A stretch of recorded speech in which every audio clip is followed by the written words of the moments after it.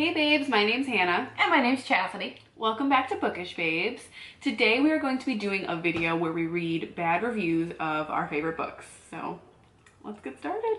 So basically what we're going to be doing is we're going to go on Goodreads and we're going to look at all of the 1 to 1.5 star ratings and kind of read what they have to say about some of our favorite books. Yeah, I'm kind of excited because here's the thing, like, nobody reads the same book. So I'm very interested to see like other people's perceptions of it versus ours. So we're not necessarily going to be like, okay, well that opinion is wrong. Right. Because like every opinion is valid. And however, we're going to be like, okay, well this is how we perceived it or this is how I felt about it. Just kind of countering. I also feel like some of the books that we're going to talk about, especially one of my favorite books, it's kind of controversial. There's like a lot of people who don't like it.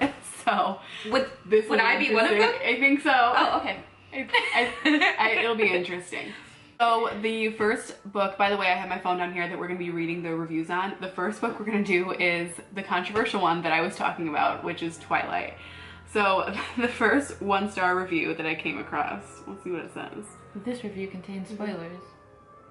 I feel like that sentence should be at the beginning of every one of our videos. Right. Yeah, don't. This review contains spoilers. So she literally says, a lot of fans wonder why I hate this book so much. And here is my list, and it's a pretty long one. So get ready. Bella. Okay, I absolutely hated this girl. She was the worst female protagonist I have ever read about. She's stupid, shallow, selfish, and just plain annoying. Now listen, honey. I hated Bella and Edward. Can I just go ahead and say that? Specifically Bella. I was okay with Edward, especially like in the beginning, like in Twilight, and when I read Midnight Sun and New Moon, I was okay with him. I hated Bella in all 4 books. I don't think she was a very good character. No. Now the other Collins. Right? Carlisle? She also says, it was completely unnecessary. Okay, we get the fact that he's hot, Bella. Now move on. Oh my god. I could go on and on about all the characters. Every single one of them was a flat cardboard cutout that did not seem realistic at all. I mean, no, that one I don't necessarily agree with not that. all of because the characters. I liked the other Collins, and I think their backstories, now this is something we've spoken about before, but their backstories are so amazing. And she really, I really felt like she could have done something with that. That was like my favorite had. part of Twilight was when Edward took Bella to the Cullen house for the first time and Carlisle told Bella about his past. That was like my favorite part about the entire book. Literally everything that it was involved with the other characters. I know, it's just Bella's Bella, why does she have to be such a weak character? She said Stephanie Meyer completely abused the dictionary and the thesaurus while writing this book. That's a new one. I know. Oh, so here are the, so I'm already reading through these and I kind of agree with some of these, but the 7 messages in the book that she is appalled with. The first one was, it's perfectly okay to not have goals or aspirations or even an education. You get yourself a man and he'll take care of you. Okay, that I agree with. That I agree with also. That completely. I really hated that, like she was so dead set on not going to college and she just wanted to become a vampire and just be with Edward forever. It's also perfectly okay to like someone because of their physical features. This is not love, it's lust. I agree with that also. When you have several guys fawning over you, you pick the hottest one of them all because looks are so very important. I don't think, like once again, her opinion is valid, but I don't think that that's what happened. I don't think Bella picked Edward because he was hot. Like, I think that's what originally attracted her to him, but that's not why. I mean, she could have picked any of the Collins then. That's just it. That's not why. Jacob was hot. Jacob, well, I guess. Like, if that wasn't why she was. I mean, she fell in love with him. To be fair, yes, he was described as hot. I never liked Jacob, guys. I just never did. I'm sorry. I just never. There was a clear choice made in the beginning. Okay. Jacob was not it, you know. Jacob was not it. Sorry. She also talks about the fact that like Edward's obsession with Bella is a bit over the top, and once again, I do agree with that to a certain extent. Like, I don't think we should romanticize the fact that he was like sneaking into her house to watch her sleep, kind of stalking her. But also, literally, this like he's a vampire.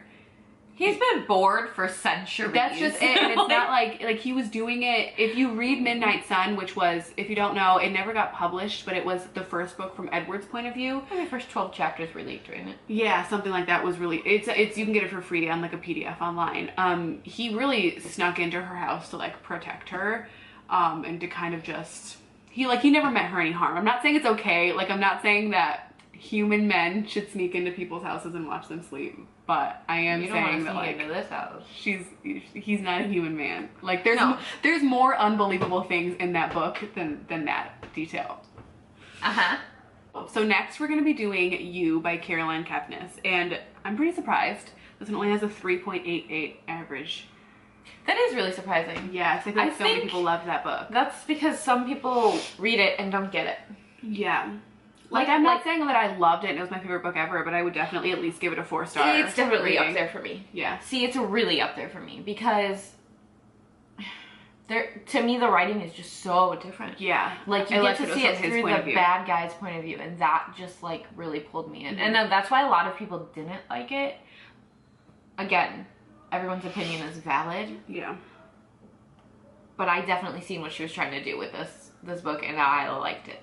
It was really, really good. This book read like the whiny diatribe of a spoiled brat that women avoid because they can smell the freak on him. From the moment Beck walks into Joe's bookstore, he becomes obsessed with her. He spends the entire book journaling about his attempts to cram Beck into his perfect girl mold. And when she doesn't fit, he kills her. The end. Can anyone say cliche? No, I don't agree with that at all. Well, first of all, I don't think he's journaling. But it's kind of a weird term to use for it. That's really not how the story's told. I don't think it's a cliche at all because simply like that's how serial killers are molded.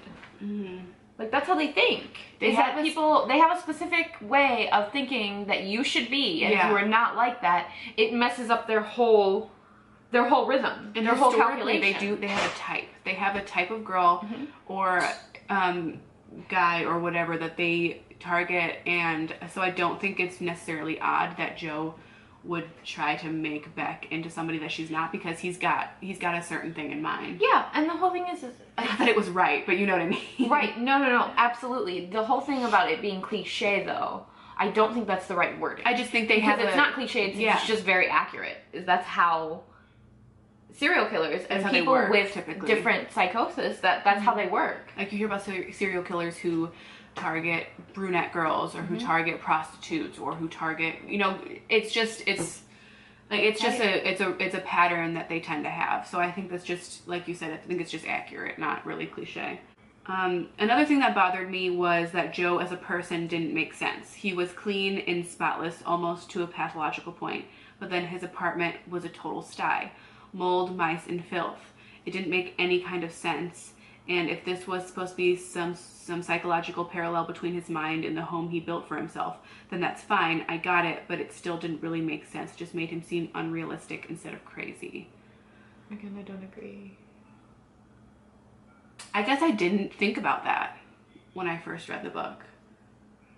Like, I kind of felt like maybe his apartment was messy because he had different things to worry about, like who he was going to stalk next. Like, him being like clean and tidy, he was more like real organized and crazy about the bookstore. And I think that's how he because presented himself. He was really weird. He wanted to look a certain way so that he attracted the type of woman that he wanted. All in the method. Yeah. The method to the madness, really. It's all in the method to the madness. But I think where it comes from is moody. Yeah. The way he was like taught. Yeah, because if you think about it, there's a lot of things in his life other than his apartment that he was not organized with. He was not a good stalker. For somebody he was very sloppy. Very sloppy, and he was sloppy with the way that he killed, what was his name? The guy that she Benji, yeah. However, I mean, if you think about, I'm thinking about this in like real life scenarios. So if you think about like different serial killers, some of them are sloppy and that's how they end up getting caught, or they link it, you know what I mean? Not everyone is,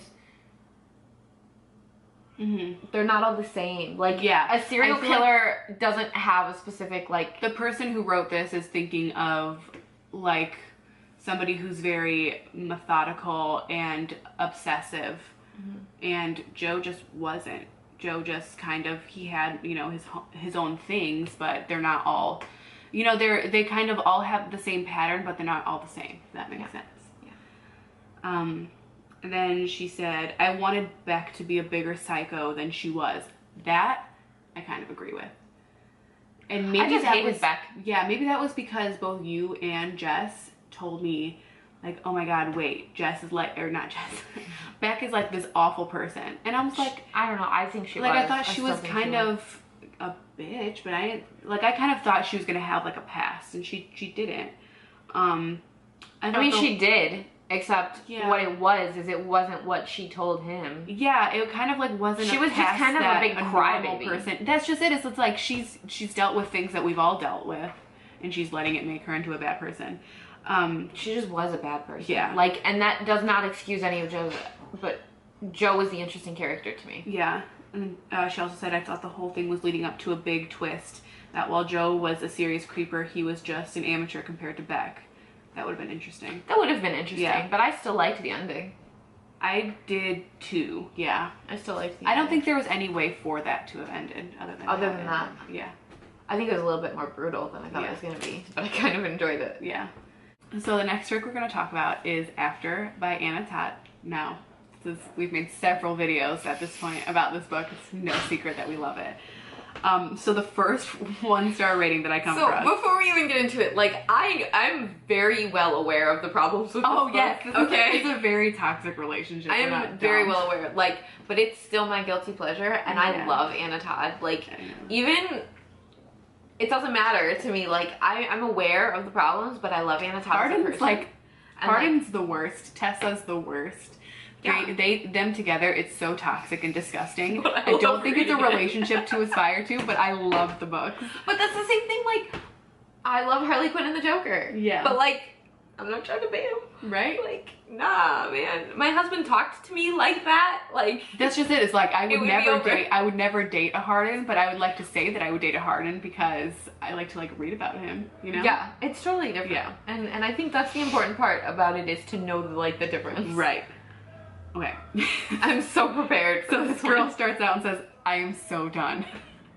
Look at this. Does this sound like a character we know? Sorry if it's hard to see. I don't know what that's supposed to mean.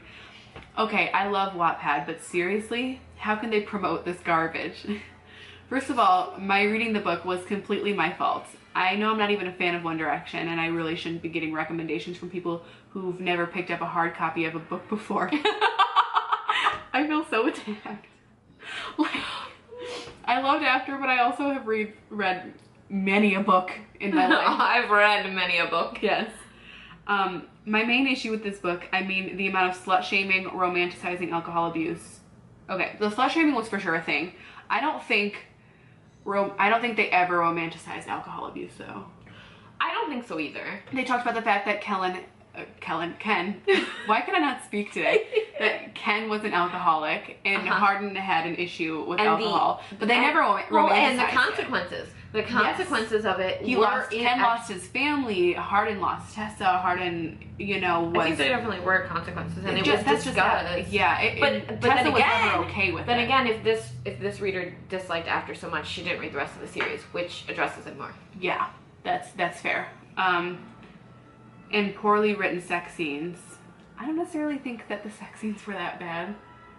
I've read some real bad sex scenes. Yeah, maybe it's just because I've read worse. Real bad. I just think that's pretty normal for a new adult romance book. Yeah. I think it just, this girl clearly doesn't read new adult romance because this book really isn't. Like a lot of the tropes. No, there's like After nothing is different about the sex scenes than like in like Beautiful 100. Disaster or like the Rosemary Beach series or something. Like it's pretty similar. For sure. My main issue is how the story literally promotes an emotionally abusive relationship. I saw that coming. Like, I mean, we know. I know this about After. But the thing is, and here's why I can almost justify it, is because Hardin changes so much as a character.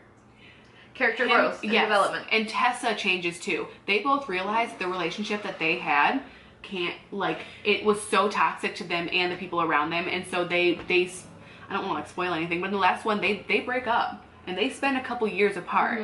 They realize that that relationship is not a healthy relationship. That's the whole thing. Why I can justify it, because at the end yeah, exactly. It's disgusting. That's like the issue that I had with like a 50 Shades, is like there was never any growth. Like they never realized that that relationship was wrong. Tessa and Hardin knew that they were toxic together. And I know that that's like a common issue with both, but I feel the same way. Is throughout the series you see a lot of character growth and development, and again, because I wouldn't have been able to justify in other books for me. Right, I wouldn't have been able to justify it had there not been that character growth. No, because and the whole thing is the fact that they're aware that they're in a toxic relationship, and they do something to change it. It's not like, okay, we're toxic, let's just keep going. So she said, I don't care if the character comes from a broken family. I don't care if he or she had a sad childhood. I don't care if he or she is depressed. I don't care for the daddy issues, mommy's friends issues.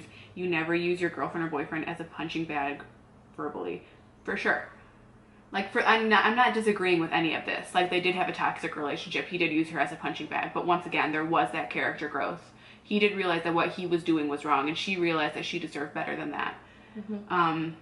So I think, if anything, I appreciate that Anna wrote a story about this, because it wasn't all sunshine and roses. You know, it was a pretty bad relationship.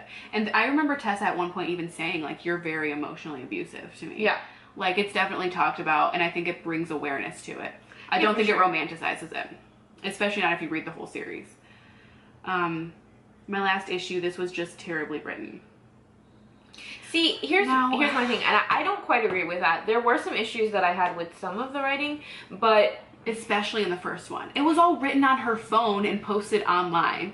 Like, it was never meant to be a work of literature. No, it was never, like, she never planned for this to blow up like it did. But also, there's other very popular novels out there that I think have awful writing. They have much worse writing than this. Much worse. And if I'm going to keep that to myself on which novel I think. Right. But it's very popular, and I'm sure you've heard of it, and I think it's written much worse than this. Much worse. And the thing is if this person read it on Wattpad, then I totally get where she's coming from. But if she read, like, the printed version, I don't quite get where she's coming from, because it's edited. You know, once they printed it, they edited it, and it's it's much better. So the printed version, I did find one issue that I had, like, finding it believable, but it was a very small thing. Yeah. And then, like, a few typos. But I mean, that's every book. Yeah. So, like, I'm not saying it's like a work of literature, but I'm saying it's definitely not the worst thing out there. But I value her opinion. The next book we are going to talk about is Ugly Love by Colleen Hoover. One of my absolute favorites. First line of this girl's review is, this book was miserable. So let's do this one. Wow. It goes toe-to-toe with Hopeless for the worst book I've ever read by her. There are 3 things that I think went horribly in this book. First, there is blatant sexism in the perpetuation of, do I read? No. The perpetuation of gender stereotypes on every single page. I'm a little confused by that. I don't remember that. I'm not saying that she's wrong. I guess I just don't remember. No, that's why I say I'm, like, that. Confused by that. Maybe I'll have to reread it to see what she's talking about. I guess so, because that went over my head. Yeah, I don't remember any of that happening. But once again, not everybody reads the same book, so. Second, the main character had absolutely no self-respect. You're onto something there. I mean... But that's the point. And once again, there's the character growth. But don't we like characters that are, like, here's the thing. If I picked up a book and it was about 2 perfect characters and perfect sunshine, I would get bored. There would be no angst. There would be nothing to talk about. But I think it's important to talk about. There is a fine line between romanticizing a toxic relationship and showing that there are examples of people who can be toxic but who can grow and who can change, and people who can help change other people as well. And who can become better members of society. So I get where she's coming from. Influence on other people as well. Like, yes, they're just overall better people to be around by the end of the book, and that's what makes it for me. If there was ever a book where there was a toxic relationship and it didn't get better, and it was, like, romanticized, like 50 Shades, that's when I have a problem. I know this may be part of the plot, but it was absolutely despicable. She let Miles walk all over her, and decimate her feelings to a pulp. Once again, you're not wrong, but it's kind of part of it. Yeah. But... And lastly, and probably most significantly, the way the story is told was just twisted. The main conflict in the book follows Miles. It's about Miles' tragic backstory and how he comes to terms with that and how he can never love again. Why then does the story attempt to revolve around Tate? She is completely subordinated to Miles, and she's the main character. Because if we were telling it from Miles' point of view, we would know everything. Yeah, you would know everything from the beginning, and that's what's so great about Colleen's books is you never really know what's gonna hit you. There's always some sort of plot twist that at the camera. Yeah. But like, listen. That one I felt attacked on because that just made no sense to me. Yeah. Yeah, like I feel like we're pretty like none of this is meant to be rude towards any of these people who wrote these reviews, but this one I kind of like this girl I just feel like maybe just doesn't read a ton of books. Because I mean, if it was told from Miles' point of view, I just don't think there'd be a story. There wouldn't. You know everything because from the beginning. Know everything. Yeah. You wouldn't know. You wouldn't be like, oh my god, why is Miles acting like that? You'd know. Tate was pretty much a doormat the entire book for Miles to walk across as he sorted his own issues out. And she tries to sell this as a book about two people in a relationship just for sex. No, they did start out in a relationship just for sex. They did. I think it's important to mention that was the intent of their relationship. It morphed into something else for sure, but it did start out like that. It's one of the most unhealthy relationships I've ever read about. Yep. And it gives off completely disgusting messages to young women reading this book. I disagree with that. It's an unhealthy relationship, but I think it doesn't give off an unhealthy message to young girls only because, once again, you get that character growth and you get like the message at the end. Like, hey, they learned that this was not a good relationship to have, so don't have a relationship like this. Like, there's a message, to everything. I'm not getting the message, like, just whoop. I just feel like sometimes people read a book and they just don't want to like it. So they pick things that they don't like about it, which is fine. If that's the kind of person you are and that's what floats your boat, knock yourself out, sweetie. Whatever. Yeah.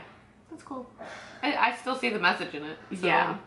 Once again, should I just go ahead and say the whole you're entitled to your wrong opinion? I mean, yeah, your opinion's not wrong. It's just like I see most of the points that she pointed out. I get a lot of them. Yeah, I don't disagree with what she said, but I think I think the message of the book went over her head. Yeah, for sure. The message of the fact that like sometimes people let their past get in the way of their future, but us readers shouldn't do that.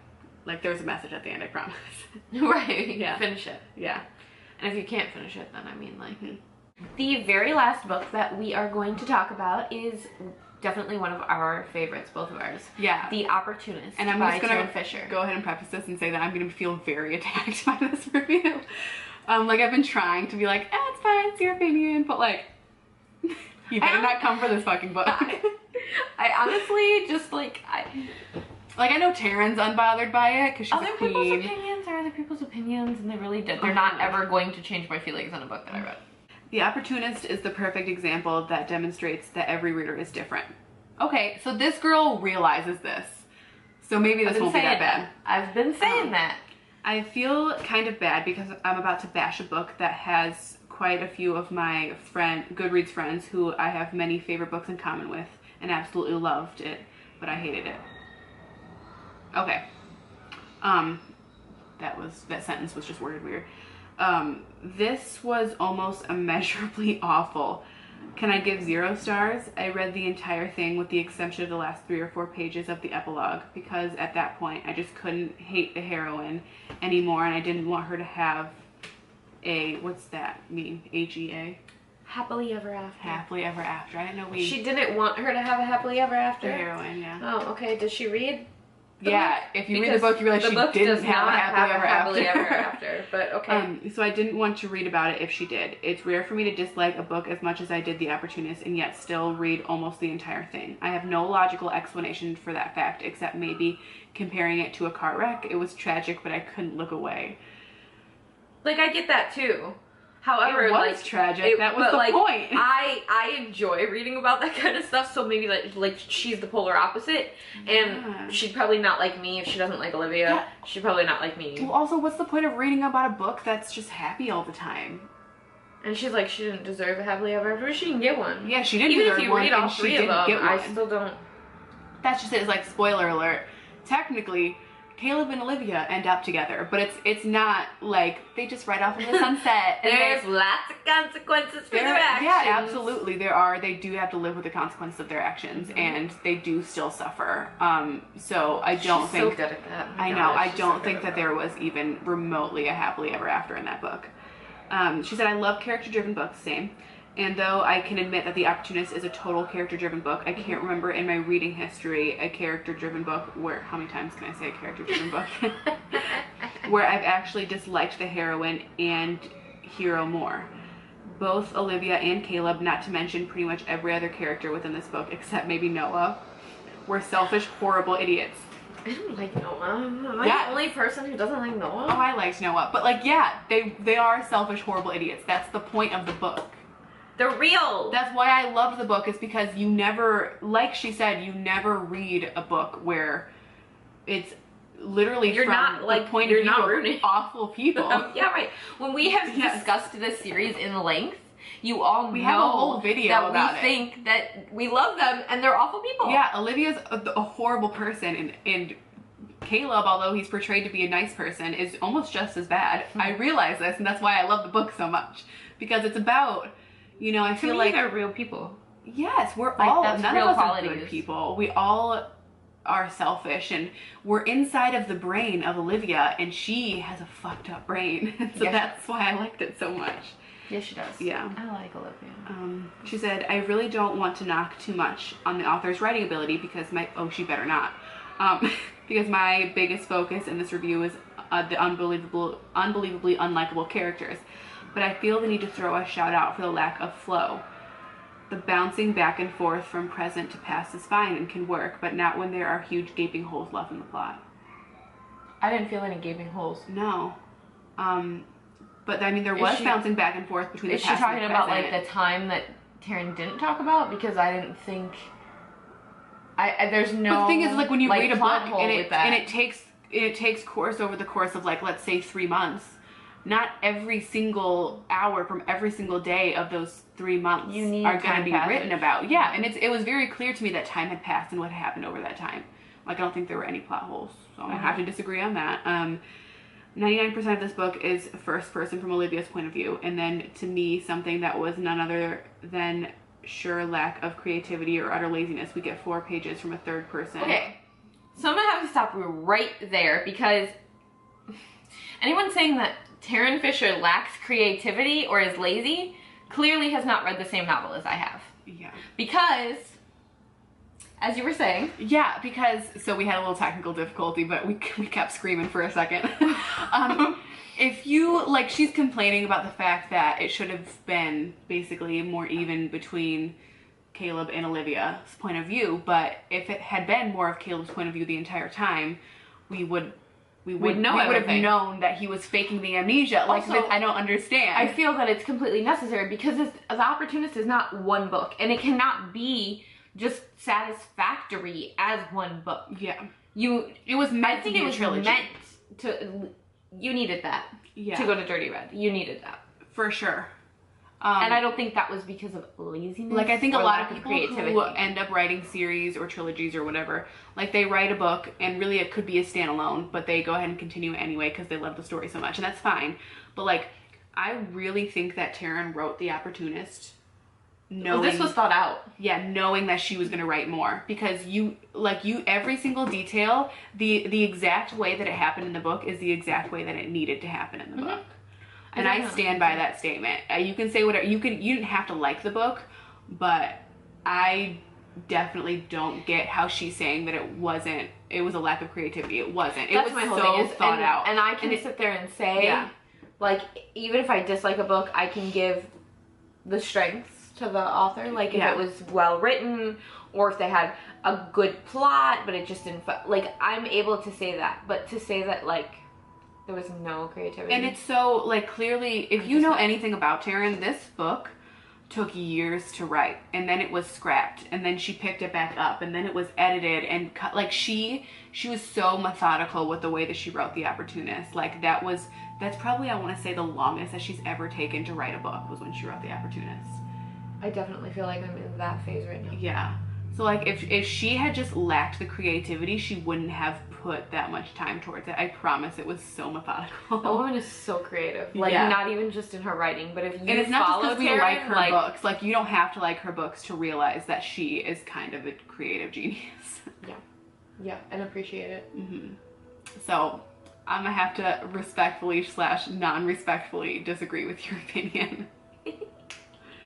Well, thank you so much for watching. We hope you enjoyed. Let us know down below whether you agree or disagree with our thoughts or the thoughts of the people who wrote these reviews. Try to be as nice as possible. We try to be as nice as possible. If any of you guys roast Twilight in the comments, I'm gonna be bitter. So Do it. don't. Do it. Thanks so much for watching, guys. Definitely hit that like button and subscribe and turn on your notifications so you'll know when we post next. And we will see you guys in the next video. Bye.